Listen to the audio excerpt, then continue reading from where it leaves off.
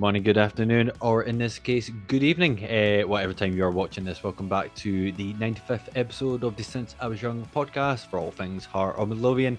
Join you as always as myself, Ewan Ramsey, and Alan Scrounger. We do hope you are all good and well. And Alan, how are you on this fine evening, sir? Are you well? Yeah, mate, I'm good. I'm good. I was just saying to you off camera there that I had quite a productive day, so it's been nice. But yeah, it's a nice way to end it by I say a nice way to end it, a way to end it talking about the Hearts, I suppose.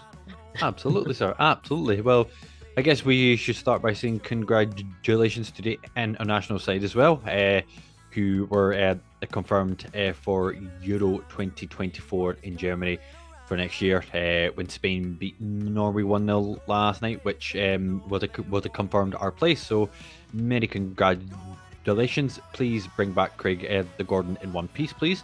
But yeah, was happy for the national squad. But we can dive right into the more important matter, which is Heart of Midlothian. So obviously, with this week being an international break, we thought we would do kind of a season so far review as such. Obviously, it's been a bit of a roller coaster start to the season. We've had quite a lot of ups and downs as well. We're going to be reviewing things like the transfer window as well, compared to other transfer windows we've had in the last few years. Where we are now in the actual league as well, points, etc., and what we expect in the run up to Christmas as well, and where me and Alan would personally like Hearts to actually be. And then we're going to wrap things off with a preview of the Celtic game this weekend as well, when we're back in action in the league. So that's pretty much going to be your podcast for this evening. So as always, we do hope you enjoy, guys. But as always, if you haven't subscribed to the Since I Was Young podcast by our YouTube page, please think about subscribing. We're close enough near that 350 mark. So if there is some beautiful people out there to get us there, we would deeply appreciate it. And while we're saying as well, we're very close to our 100th episode of the podcast. Lord knows how we've got here, but we are in the early days of thinking of about doing the giveaway as well. So we will bring you details near enough when we do the episode as well. So listen out for that. And if you want to get in the contact with us as well via our socials, please feel free to do so. We're on pretty much most of the usual suspects as well, and Instagram, TikTok, Twitter as well. So if you want to give us a shout as well, please feel free. And we do hope you have a good one for this podcast. So, Alan, as I said at the start, just to do a review of how we personally think things have went so far. I could probably safely say that you've out of the two of us, you probably had a more frustrating time than me. But just to kind of start things off, obviously, it's a very round it was a question, but for you personally, what's your thoughts where we are right now? Because as we sit here, we're Lord knows how, but we're sitting fourth in the league, which personally I don't know how we have, but we are. Um, we've had 8 games. We've had 3 wins, 2 draws, and 3 losses. With 7 goals scored and 5 against, sitting on 11 points. With also a League Cup was a semi-final to look ahead to. So just what was it as a brief start? Where is your head at right now with Hearts, and how they've performed thus far? think it's one of those things like we've gone back and forward about it like every Mhm. episode this season, and I've said it many times that they've felt like therapy sessions for me Very much so. when we talk about them, and it's true. I mean that's basically what it is, an opportunity to come on and rant and vent about things. But I think the point for me that I'll make is that, if you were to look at that league start, like the table as it is now, and say, we're fourth, okay, we're I think we're on 15 points. We're fourth place, 4 points off third. You know, and I'm saying this before I even talk about the fixtures, and like obviously we're not going to go through each individual game, but No. when the start of the season, when you saw the fixtures come out compared to what other teams had, and all that sort of stuff, there was a lot of kind of optimism and people saying, that's a really good run of fixtures. Like our first tough games were meant to be this month, where we play obviously. Well, we played Hibs, we played Celtic and Rangers, as we'll speak about later. So the first sort of 5 or 6 games were all relatively comfortable. I think Aberdeen being a tricky one, but as we said, Aberdeen don't tend to turn up when they come to Tiny, and neither do we when we go over there. But yeah, like I think that's the thing, and I think a lot of people are kind of looking at that and going, we should have more points than we do based off of the fixtures, and there might be some truth to that, but I think as well, obviously there's lots of factors as to why we don't have more points than we should. But no, in terms of like overall right now, fourth place, it's not bad. You know, um, the results haven't been fantastic, but there have been elements that have been okay. Like I wouldn't say that we've excelled at anything yet, but I think we've been reasonable. Like I've said it before, I'm not gonna, you know, start shouting for Naismith to go and all this coaching staff to go and all the rest of it, because I don't think it's the right time to do that. But I think based off the start that we've had, I'm not going to say that it's been acceptable, because there were games we should have won, and I could reel off a couple.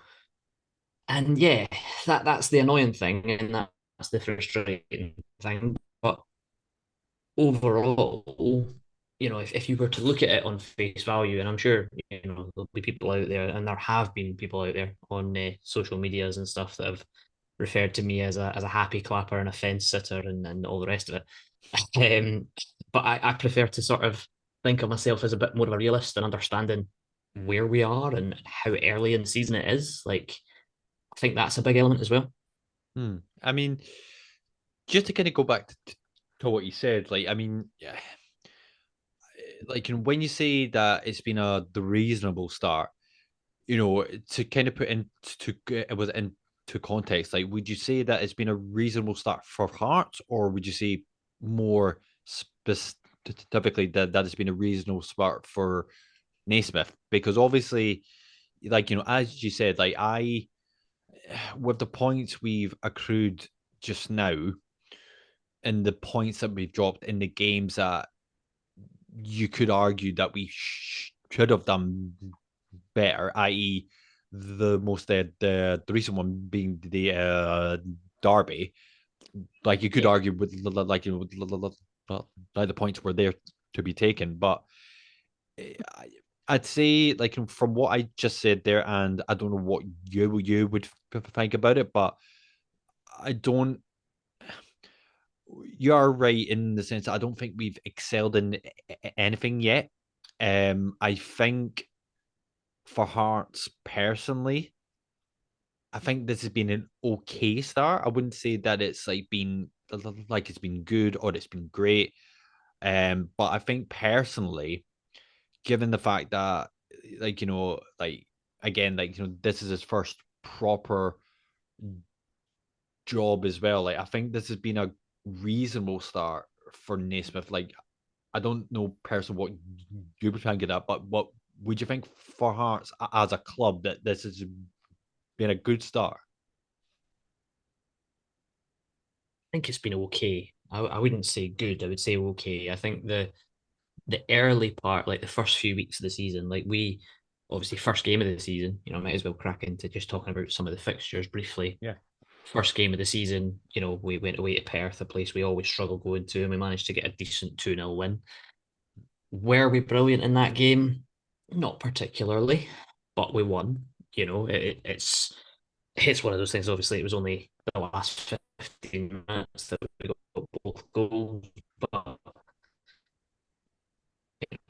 Oda and Shankland getting goals, which feels like a long time since I've said Shannon scored a goal. Hmm. Positivity, and it was like, right, we've gone to a stadium that we're normally not that great at, and we've won. Okay, we weren't fantastic, but we've won the game.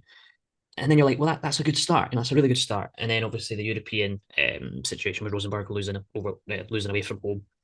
Then we came back and drew 0-0 with Kilmarnock at home, which I was at that game. We had chances to win, but it was one of those games that just, to be honest, we could have played all day, and I don't think we would have got a goal. Similarly, I don't think Kilmarnock would have either. Then obviously you have that high of the Rosenborg win at Tiny, the 3-1 win, and everybody's buzzing after that. Having lost the first leg to turn it around and win the second was massive. Then we played a League Cup, which I'm not saying is irrelevant, but it was against a lower league opposition in Partick, and we blew them away 4-0.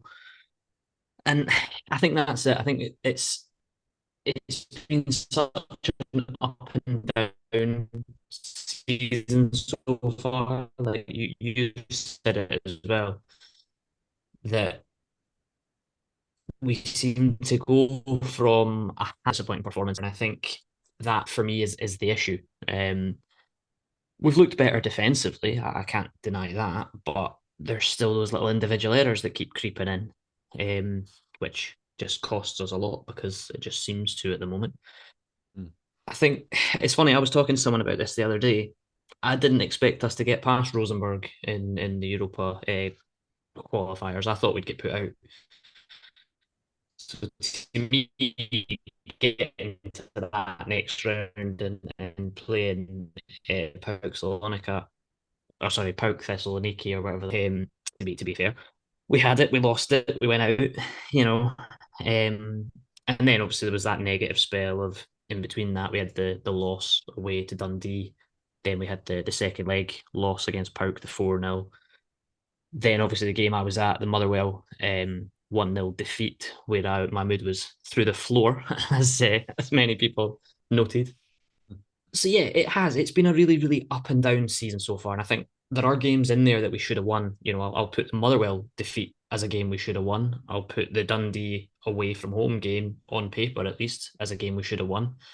But my issue is, and my concern is, those games, yeah, on paper we should have won them, but on the pitch we didn't look good enough. Hmm. And the results that we've got so far this season are results we've deserved to get. Like I'm not going to sit here and say, oh, we should have won that game. We should have won that game, because the games that we've dropped points in, we deserved to drop those points, even as most recently as Fair. the Edinburgh Derby. Like, okay, we were rolling it 2-0 and looking comfortable. We deserve to draw. I'm sure I said last week, yeah, we should have won, and we should have, but the fact is we didn't. And if you switch off defensively, like I said last week, that can happen. So I think Naismith has a lot of people still to convince on what he wants to do and how he wants to do it. And I think that is the biggest, not biggest concern that I have, but it's one of those situations that I can understand, and I've had conversations with people online a lot over the last few days about Naismith and about just the general feeling and stuff. And I get it. Like, people are not convinced. People didn't want him in the first place. And I get it. Like, I'm not going to say they're right, I'm wrong, because everybody's opinions are different. But ultimately, we all know that Stephen Naismith is not going to get sacked tomorrow. Like, he's not going to get sacked if we don't manage to beat Celtic or Rangers and if we get put out in the League Cup semi final. Like, that's not going to define his job. It'll be a disappointing start to the season to get to a semi final and potentially lose it. But like we said before, he's not had that statement win yet, and he needs that. He needs that to get people on his side, at least even temporarily. Like, Hmm. I'll say one more thing before I put it back to you. I think that the point for me is, and this is not targeting particular fans or whatever, football fans in general are the most fickle sports supporters in the game. Like, you can be, as I said, you can be on a high of highs, winning games, everything's rosy. Then you lose a few, and it's, oh, we want the manager out. This isn't good enough. This is why I'm not. It's funny because I've said it to you before last season when we used to do our predictions and stuff, that I sit in the fence and I'm not, I'm not going to go one way or the other. And that's where I'm at with Naismith right now. Like, can see both sides. I can see both sides, and I can understand why people don't want him, and I can understand why people are saying give him time, etc., etc. I'm not ready to come down on either side of that fence yet because I think it's still very early. And I know there'll be people out there that will interpret that as me being Naismith in and everything's rosy. But I can appreciate that it's not. Like the run of fixtures we had at the start of the season, we could have had more points, and I'll throw another cliche out before I give you it back. On paper, that run of fixtures was all winnable. Like we had a good run of the first five domestic games, say. On paper, that's possible 15 points that we maybe should have got. Hmm. We didn't. But like I've always said, Scottish football, and one of the things I love about Scottish football, as much as it frustrates me and irritates me and annoys the hell out of me, on their day, anyone can beat anyone, outside of the two from Glasgow. But even then, if you catch one of them on a bad day, if you're on a good day, you could get something. Hmm. And that I think that kind of goes a bit unnoticed by people because yeah, our early season run of fixtures was winnable. If we'd started the season well and quickly, we could have more than 11 points right now. Hmm. But we didn't. you know, we are where we are and we are where we deserve to be based off of what we've done and what we've seen so far out of this team. I think it's been, if you're going to ask me for a rating out of 10 for the early stage of the season, probably struggle to give you more than a six. I'd probably even say a Yeah. five. And it's just because we're so up and down. You can element that to the start of the season with the year as well, because the squad's chilling hell by them. But I've always said this season, and Naismith said it as well. The season settles down, and I'm sure Lee Johnson even said it. Obviously, God rest him, he was sacked, but he said the season settles down in a few weeks, and he does have a point. As much as once you get into a routine of playing just at the weekends, that's when you see where you are. Hmm. And our squad's not deep enough to cope with a European campaign. Aberdeen's isn't. As much as I'm happy for them getting to the group stages and all the rest of it, it's brilliant for them and their fan base, but they'll see it as well, like what we saw last year. The squad is not deep enough. Hibs got put out. Okay, they played Villa, but if Hibs had somehow managed to get through, if they got a different draw, they would have exactly the same problems as we had. Our squads are not there yet. So that hampered the early start of the season. But again, there's going to be people out there that will be saying I'm making excuses for Naismith, and I'm absolutely not. But there are reasons why. That's my main point. It's been I get, underwhelming, but there are reasons why it's been underwhelming. I get it. I get that, man. I mean, just to kind of delve into we can start with the transfers that have been brought in under Naismith as well, and you talk about like you talk about underwhelming.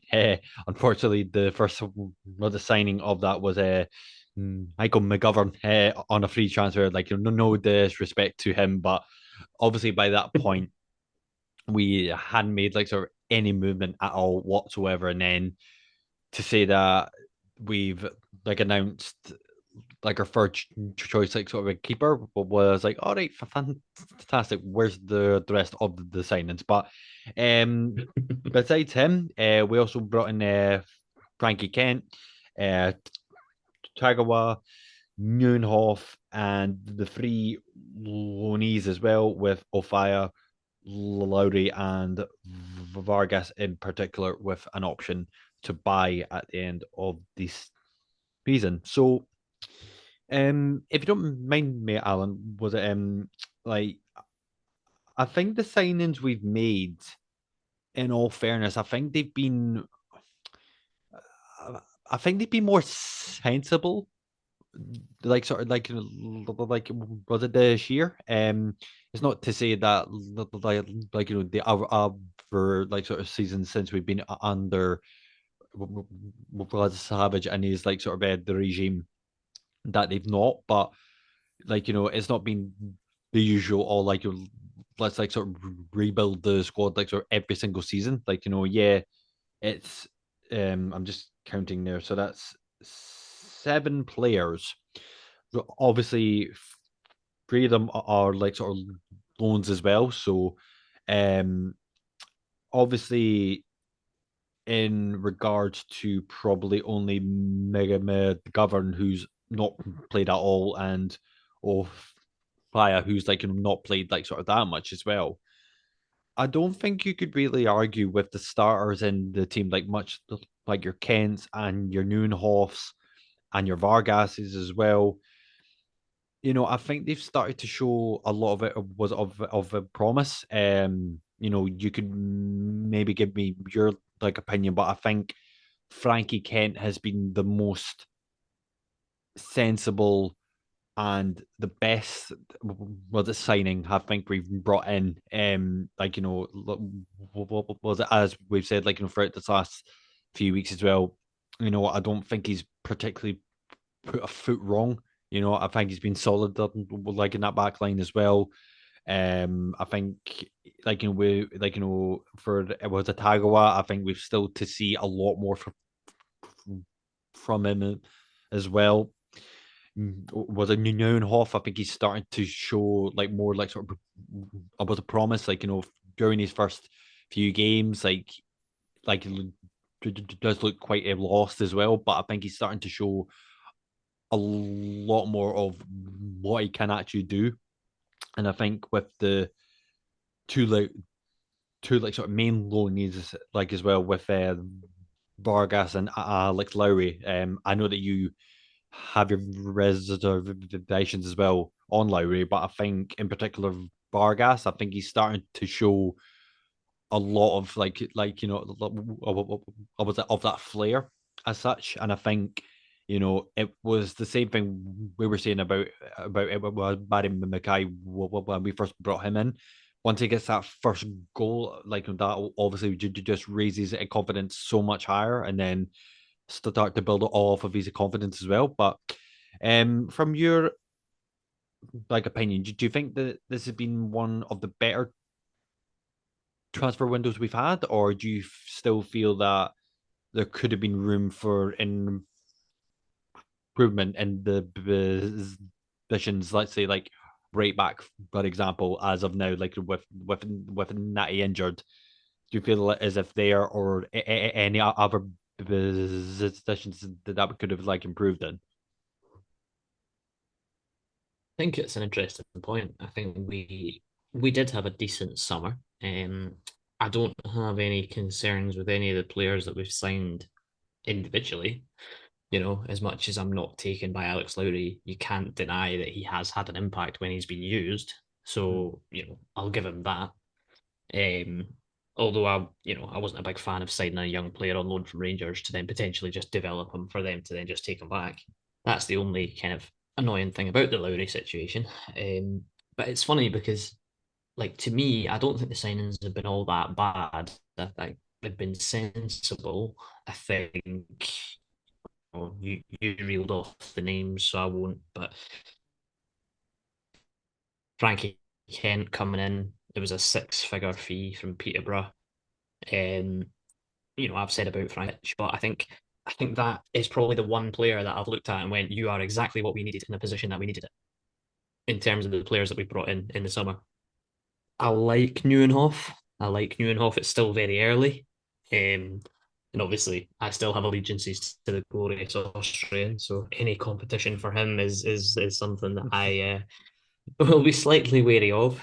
But I like Neuenhoff. To be fair, he's done well in the last few weeks, and he seems to be, like you said, finding where he fits. And he came in, and I think he got an injury not long after he arrived, and obviously having to settle into a new culture and all the rest of it, other side of the world, away from family and all that, wouldn't have helped. You could probably throw that at Tagawa as well. Aside from Oda, he doesn't have anybody in the squad that speaks the same language. So that wouldn't have helped. And Tagawa's not, like, we've seen him in flashes, but I don't think he's not scored as yet. Or has he scored? I can't He remember. has scored one, yeah. Maybe I he's got think one. I He got think it was a one. He got yeah. one. That's going to bug me now. I need to look it up. But aye, like I say, it's. I think there's signs of promise from him. Um, Vargas, another one. that has signs of promise. I like the look of Vargas. I like his energy. I like his attitude, but we just need that final touch, that end product to really get him there. I think we said at the end of last season in our season review episode about how important Gianelli was um, in his role and in his kind of partnership and link up with Shanklin in the same way. This season, Shanklin's roles kind of changed a little bit. But yeah, I like Vargas, but I think the fan base have taken to him very quickly because of the flashy pink boots and how quick he is and running at people, and that's great. That's great. It's great to see a direct runner. You know how much I love a direct runner. But I'm sitting here going, he needs to score some goals. Like he's getting himself in positions to score them, but he needs to get some goals. He scored coincidentally. He scored his first goal for Costa Rica just the other night, and it was a pretty decent finish to be fair. So that was good to see, and hopefully that kind of boosts his confidence a bit, and he can come back to Hearts and kick on again.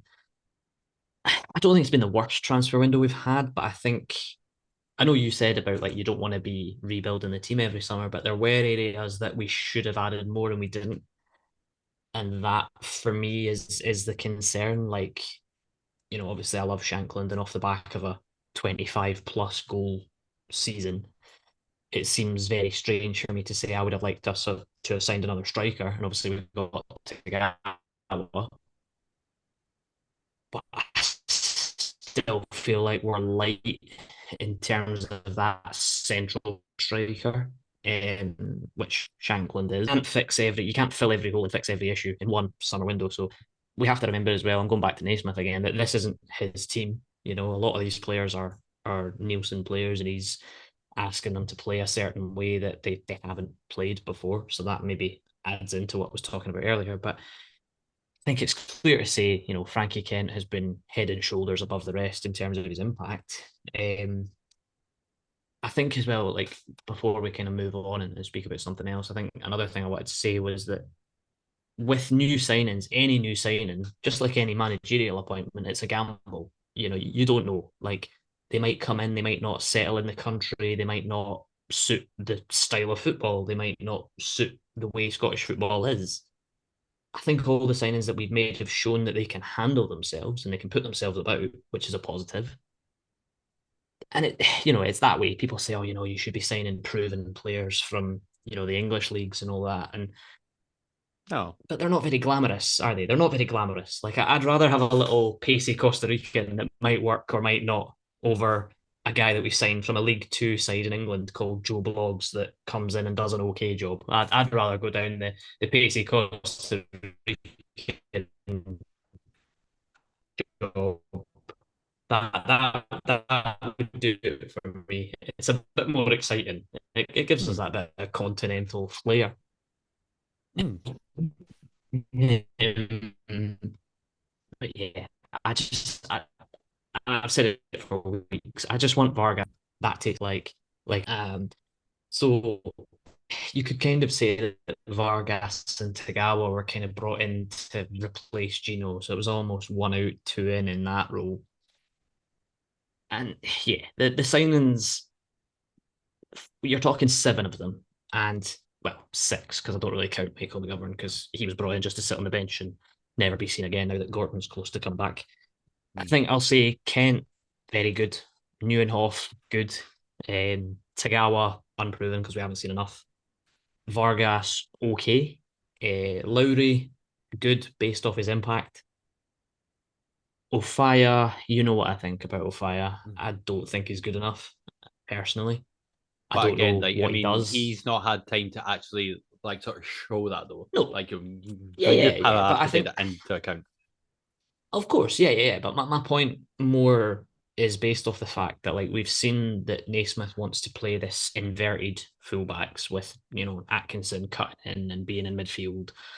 And we've seen sort of Cochrane do it a little bit as well before he got injured. Ofaya can't do that.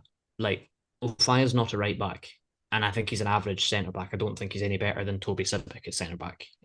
So it's one of those for a squad filler option. He's not the worst, but I just look at him and I think if you're in our starting 11, we're in trouble. Not because of him personally, but for him to be starting, there must be a major injury crisis. Put it that way.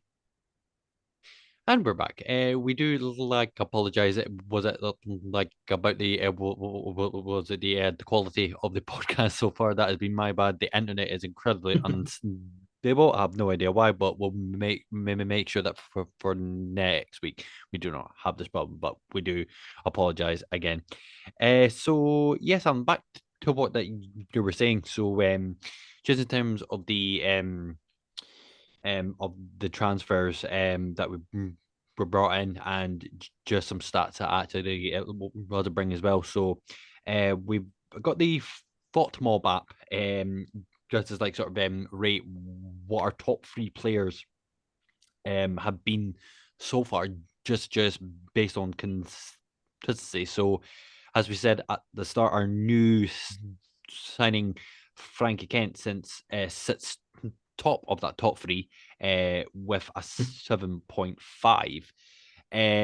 Surprisingly, in this list as well, sitting in second is our left back Stephen Kingsley, which is great to actually see, and in third as well, with a 7.1 is Cammy Devlin. So just before we kind of go on to other things as well, do you think that's the Kingsley has started to turn like a corner as well? Because obviously last year it really wasn't one of his best like sort of performances throughout that year, like when he came back from his injury. But do you feel as if we're starting to see the old likes of was it Kingsley like of late or? Well, yeah, I would say so. Until he got injured against Hibs. There's still not been an update on that. I'm still kind of a bit worried about that. Hmm. But no, he's looked good in the time that the games that he's played. We said at the start of the season that it was an opportunity for him to make an impact because Cochrane obviously missed the early games due to the suspension and that. So yeah, it was a chance for Kingsley to get back in and make that place his own. And I think I'm not going to say he's done that, obviously, because he's injured now, but as is Cochrane, so no idea who will see it left back against Celtic, but probably Kai Rolls, to be fair. But yeah, like I think Kingsley's done well. I hope the injury is not too lengthy. Keeps him out for a while because obviously we know Cochrane's out for a good few weeks, still to come in months probably at this point. Knowing Hearts and their medical team, we might not see him till Christmas next year. um, but aye, like Kingsley, it's one of those because Kingsley had such an impact last season. To then watch how he was at the end of last season, you're like, this isn't Kingsley. Like, what's happening? Like something. I know he had a personal circumstance. I think again, I'm not 100% sure what it was, but I remember hearing that something happened in his private life, which may have affected him. So that didn't help. But yeah, I've always rated Stephen Kingsley very highly, and I think he's a player that if we can get the best out of him, then he's very, very positive. Obviously, it's all mute at the moment with him being injured. Hopefully, the fact we've not heard much means that there's not much to say, and hopefully, it was only minor and he might be okay. Because I feel like if it was a major injury, we probably would have heard by now. Unless we have heard and I've just completely ignored it because of the international break. As many people know about me, I'm very much a fair weather Scotland supporter. I get swept up in it when we're playing, but otherwise I can't really be arsed. But yeah, the Kingsley injury was a blow in the Hibs game, and I said it last week. I thought that turned the game for us in terms of what we could do, and we spoke about it. The shuffling of the defense, etc. I think to talk about that is to talk about injuries, and it's one of those things I would love to ask Stephen Naismith. Have you been able to field the starting 11 that you think is your strongest starting 11 in any game so far this season? And I'm pretty sure the answer would be no, Probably not. because Yeah. Barry Mackay, as much as we, yeah, I mean, Barry Mackay, as much as we kind of, I'm not going to say we don't rate him because I think Barry Mackay is a very important player for Hearts, as much as some people don't like to admit that. I think Barry Mackay unlocks a lot of this Hearts team that we don't really appreciate, if that makes sense. I Yeah. think the Boyce, Mackay, Shankland kind of combinations are there, but we've just not been able to see them because we've not been able to get them all on the pitch often Hmm. enough to kind of click. But like that's the thing. Like I know obviously we've already spoken about transfers and stuff, but I think you know to talk about individual performers, like I'll move away from Stephen Kingsley and a man that's not on the foot mob list for the average ratings that kind of speaks volumes. And I know obviously, there's lots of apps and lots of stats out there, but I love football because I'm just a big fan. Lauren Shankland is very, very low in their list. Hmm. And it's an interesting conversation to be had about what has happened to Shankland. But But I again, don't know though, what like I I don't know what mean, you think. well, no, I mean, there's a lot of factors maybe to why he's maybe not got off to the best start as he did last year as well. I mean, you like sort of, I kind of said it yourself, like with such factors as like Mackay being out, Boyce not starting as much, and obviously like sort of last year as well, like Shankland had that good like sort of partnership with Janelli as well, which like like unlocked a lot of his goal like tallies as well. Or maybe it's just to the fact that we've not been I was like getting like a lot of the penalties as well. So I think there's a number of factors there. I don't think it's solely down to him not performing well. Yeah, there have been occasions in games where like he's been nowhere to be seen, but at the same time, I don't think it's like as you like I've said plenty of times, like was if you're not like was gonna have the service there, like I mean, then you can't score. So I think a lot of it has been more down to the whole squad and the way that we've been performing in games that's not allowed him to score like many goals as we would have liked to see. Like I mean, personally, like I would have liked to see maybe about five, but as the stats say, just now he's only scored two joint top. Uh, no, so that I am completely wrong. I think he has scored five. However, one's only featured in the league. Is that right? Yeah, he's Yeah, got goals in yeah. Europe. He scored goals in Europe, so Aye, that's massive. But yeah, that still counts though, it's but not been still, a but great. no, but yeah, Of like course to it. have one goal, to have one goal in the league. I mean, personally, for him, you could probably say that he's had a decent start, but like obviously, like the league is where it counts as well. So, I mean, Yeah, yeah, like I mean, what do you like would think of that? Do you just think that it has been like a lack of service, or do you think it is solely down to actually him as well?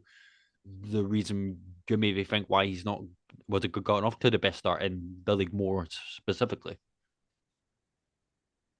I think it is the combinations of players that played around him. I don't think there's been enough consistency. Again, like I said before, you know, there's people that say, "Oh, Shankland should be dropped because he's not producing and all the rest of it." And there's an Don't element be of me that fucking agrees with that. silly. But then, like I said, No, who no, do you no, no. I play? don't think. But Well, then, but this is the thing. Who do you play instead? Do you know what I mean? Like that's the trade off. Like you can't drop Shankland and play Tagawa because Tagawa's injured right now. You can't drop fucking. I Shankland and got play Andy Boyce Halliday because they're there. different kind of players. Fucking Halliday up front. Give him a go. Fucking hell. Like, why is everybody such against the man? He Honestly, needs fucking minutes ridiculous. somewhere. I know. I think I think with Shankland though, it's I think obviously we spoke about it in earlier in the season about the interest in him from down south and obviously the Saudi chat, whether there was any truth to that or not.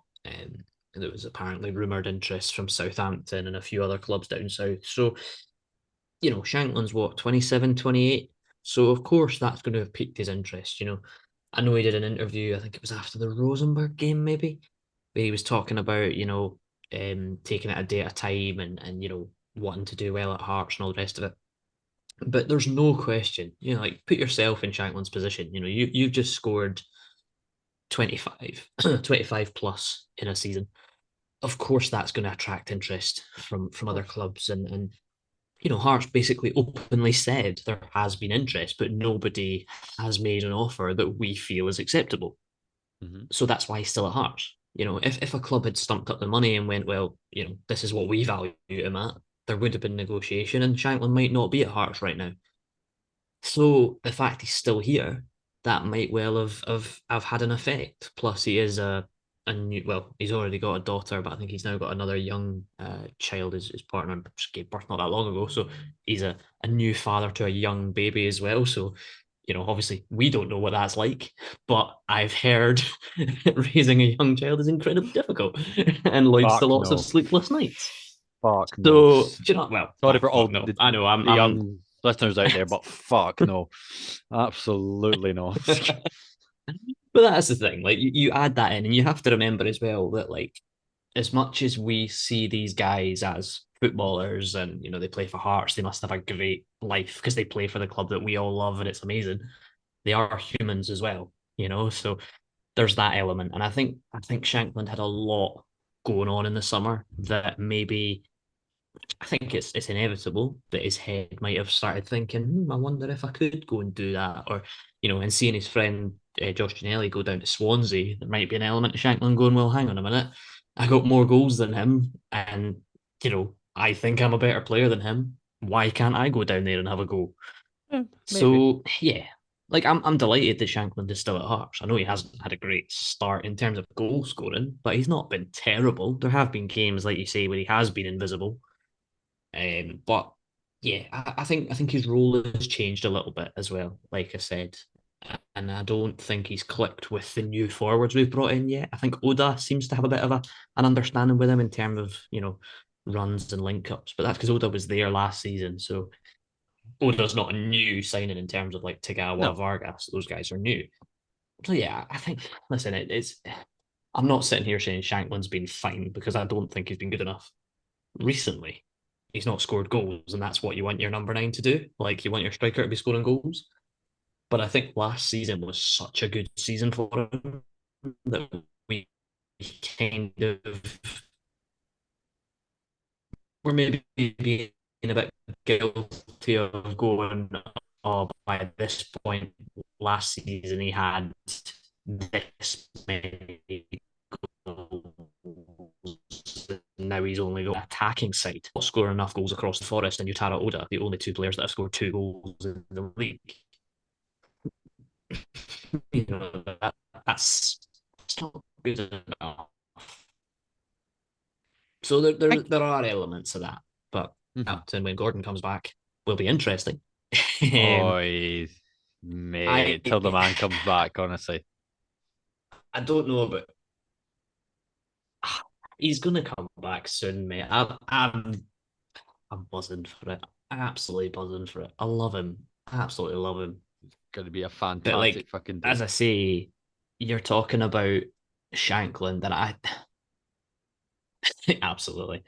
I don't know whether, when Gordon comes back, he gets the armband back because he will, because Craig Gordon's the club captain. He has Mhm. remained as such, like the club made that clear.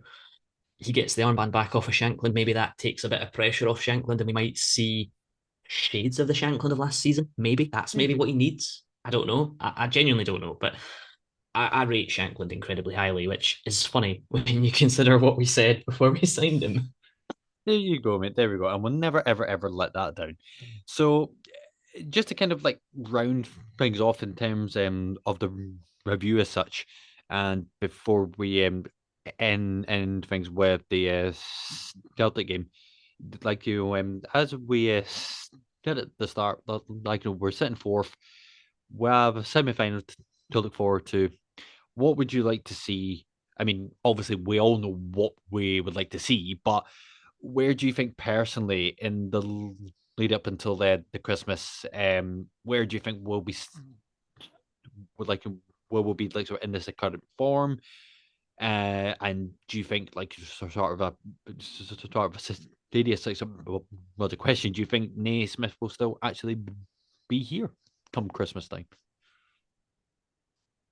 See, this is the interesting thing. That I this is know. the kind of crux of it all. Like I don't know. I think like we said, Naismith needs that statement win. He needs that win that people look at and go, "That's a Stephen Naismith Hearts. That's what we will see, and that's as good as we can be in terms of all round." I'm not saying we have to keep a clean sheet and score 6 goals against Celtic. Like, let's be honest, it's not going to happen. But I mean, it might happen. In my dreams, it might happen.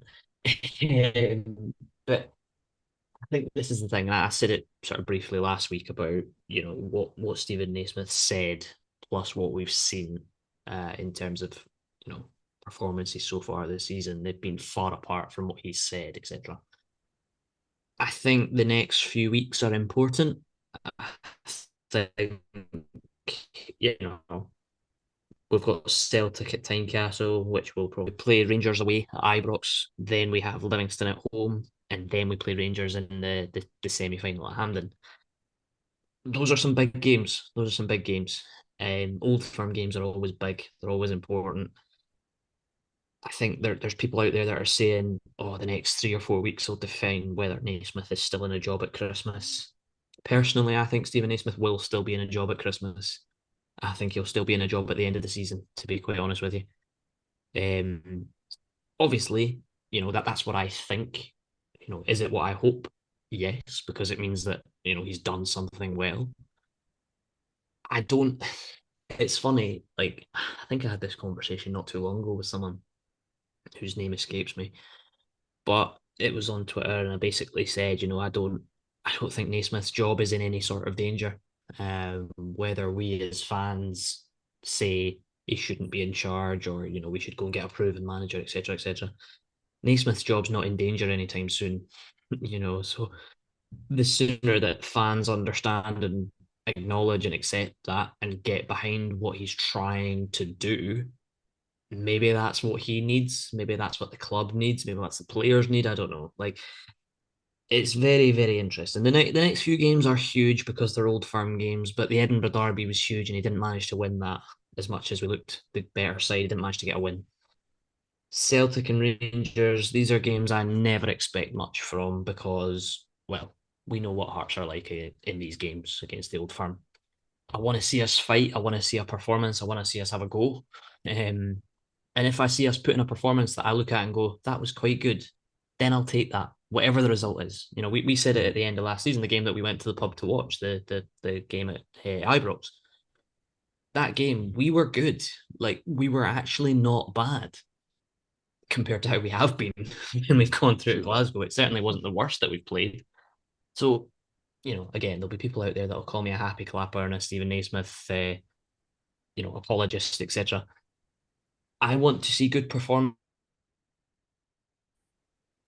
elements of what he's trying to do. We saw it against Hibs. We would have won against Hibs if we didn't switch off for 90 seconds or whatever it was. That happened. You move on, you forget about it. Hopefully, the international break, as I said earlier, they've had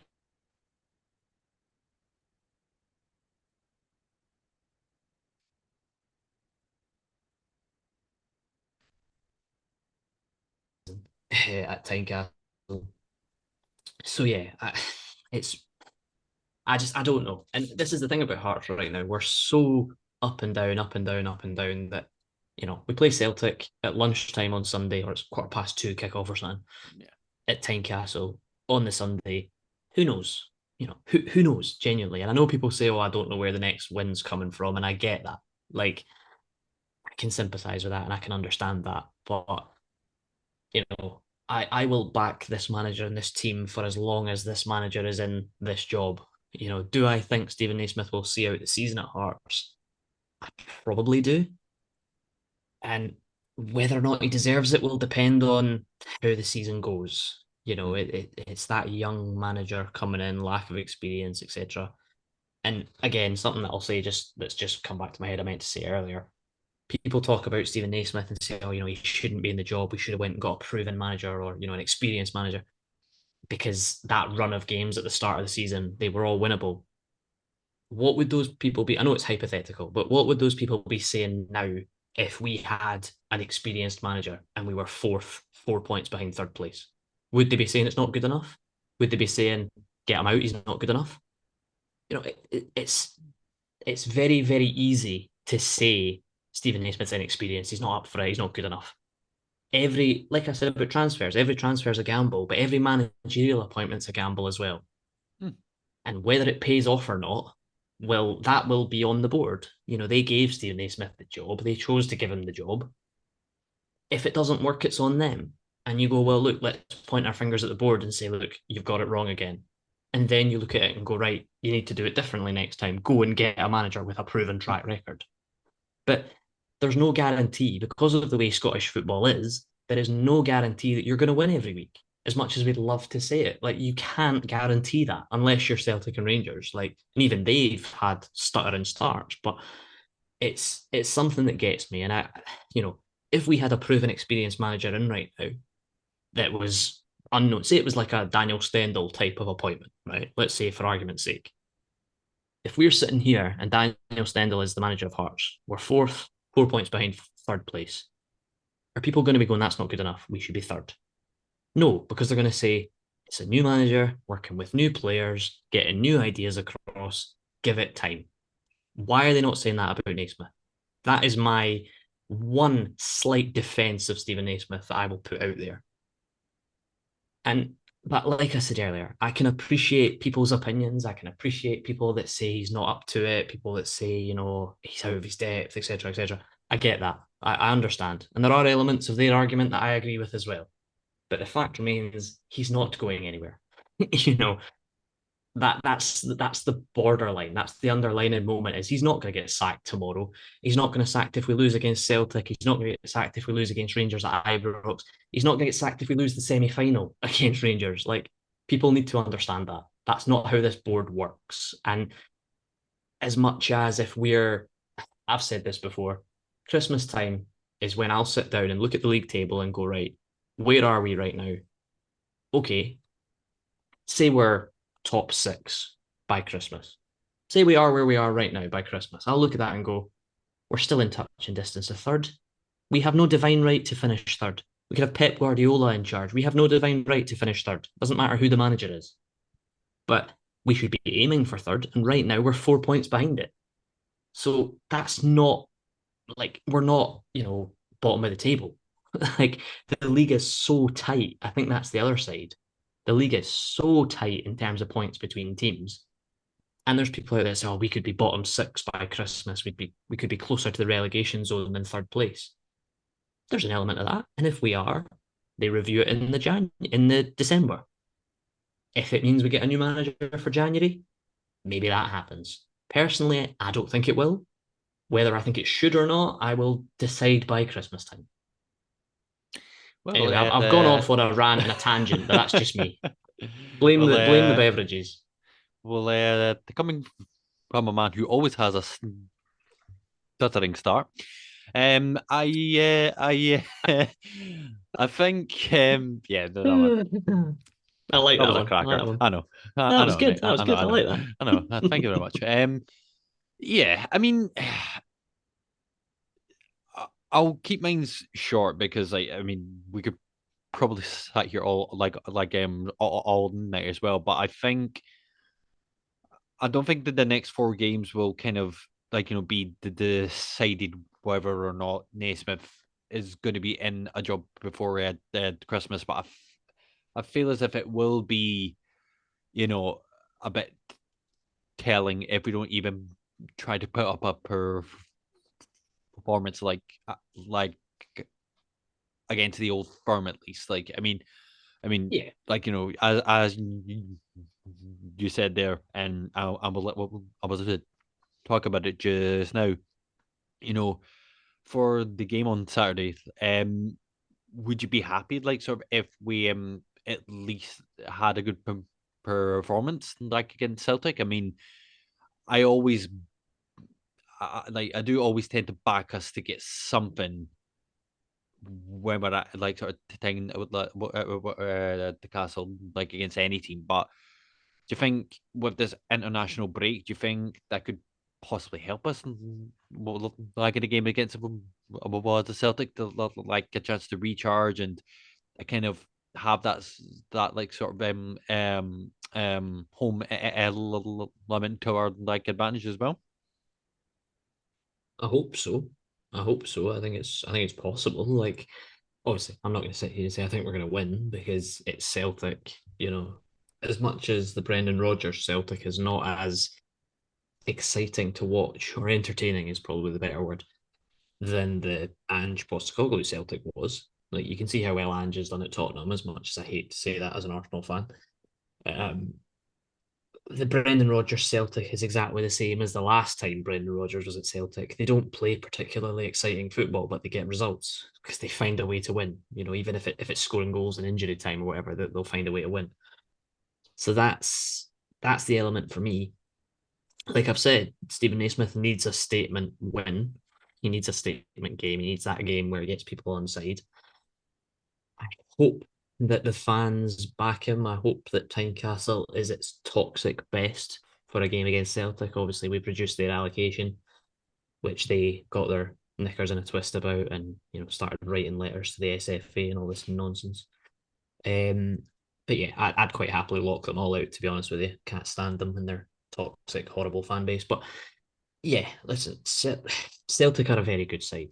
There's no denying that they are a very good side, the best team in the country by a distance. Rangers obviously just appointed a new manager, but I don't think it's going to make any difference. I think Celtic have, you could give them the title already, to be quite honest with you, the way I think it's going to go. But I hope we see a performance. I hope we see players that are keen to just do something and prove to people that, because we saw Cammy Devlin say it a few weeks ago about the fans need to stick with us because we believe in the manager, we know what we're trying to do. I want to see that. I want to see the players. We played well against Hibs. I want to see us play well against Celtic. We're the home team. Let's go out and say, right, do you know what? We're Hearts. This is Tynecastle. Like, we're not going to roll over and give you an easy 3 points. If you're going to win, you have to earn it. And I'll extend that to the Rangers game after it. I'll extend that to the semi final at Hampden. If teams are going to beat us, they have to earn it. The problem is, so far, teams that have beaten us, we've given it to them. And we can't do that. We cannot do that because if we keep doing that, Naismith won't last. But if Agreed. there's signs of fight, signs of drive, signs of giving a fuck, just do it. Like, do you know what I mean? I'm not saying I want Cammy Devlin to get booked after 5 minutes, but you know what, Cammy, go and crunch into a tackle in the first 5 minutes. Like, do something. And as I say, this Celtic team is not the team of Ange Postecoglou. It's the same players, Mhm. but they're playing a different way. It's not all that exciting, but it's effective and it wins, and that's why they're top of the table by, was it 7 points or something? Something I don't nuts. expect us to get anything. I don't expect us to get anything. I think Celtic are too good, but they're too good for everybody in the league. So there's no danger of that. But yeah, just give us a performance that just makes Tynecastle and the fans inside it go, right, I could see what we were trying there. We saw it in spells against Hibs. We've seen it in spells this season so far. There's been little shoots, like I said last week. There's little shoots of what Naismith wants to do. I'm not saying his statement win could be against Celtic, but how amazing would that be? Like, Mm. let's be I honest. know. How I know. amazing would that be? How unlikely would that be? But how amazing would it be if we managed to do it? Could not agree more. I mean, I think. I mean, we can wrap things off like sort of with the predictions. Like, as much as I would love to see that, and his first like, kind of statement win would be fucking amazing as well. But I think like like we have like at some point got to be realistic as well. But as long as we put in a performance, as we said, like I'll be relatively happy. But on this occasion, I'm probably going to go for a for a 3-1 Celtic win, but us to score first. I know, I know. No, you'll get why I'm laughing when you ask me my prediction. All right, okay. There it is. Because I was thinking 3-1 as well. All right, well, wait, mate. Let's go for that then. Go on. Two Yeah, look, I 3-1 think wins. Why not? I think it's one of those like I hope I see shoots of what we're trying to do. I hope we continue what we did against Hibs because we played some good stuff against Hibs. The result wasn't what we hoped it would be, what we wanted it to be, but we played some good stuff against Hibs, and I hope that we can play some good stuff against Celtic, you know. But yeah, like I say, I think a 3-1 is probably quite realistic, as annoying as that is. But I don't think Stephen Naismith's job will be defined on the results against Celtic and Rangers. To be honest, I think people that think that he'll be sacked after this if we don't manage to win one is ridiculous. I think the game against Livingston later on in November, that's the big game. That's the big Mm. game. But yeah, look, Celtic and the Celtic game will take care of itself. The Rangers games will take care of themselves. There are positive, promising signs, but yeah, the start that we've made hasn't been great. We all know that. We've spoken about it already and reasons as to why. I would absolutely love for a Stephen Naismith statement result to come against Celtic. I don't see it. I'd love it, but I don't see it. But, stranger things have happened, right? Absolutely, sir. Absolutely. And on that note, we would love to hear what about the predictions will be for this weekend as well. And like most importantly, how you feel the season has went thus far. Do you think that we deserve where we are at this point, or do you also feel that we could have arguably done better in the circumstances? We would love to hear all your thoughts as well. And that brings us to the end of this episode of the Since I Was Young podcast. We do hope you have all enjoyed. Once again, guys, if you haven't subscribed, please think about subscribing. And if you want to get in contact with us via mainly our with a Twitter page, please feel free to do so. So for everybody that is going to the Celtic game, we do hope you have a good one, and hopefully was it a performance to actually talk about, and hopefully if it is a statement win, by golly, next week, so what we've got the podcast is going to be in a completely different light. So I'll need from more alcohol if it is. absolutely, sir, could not agree more. Well, on that note as well, from myself and Alan, we do hope you have a good one, and we will see you in the next one. Everybody, you all take care. Bye for now.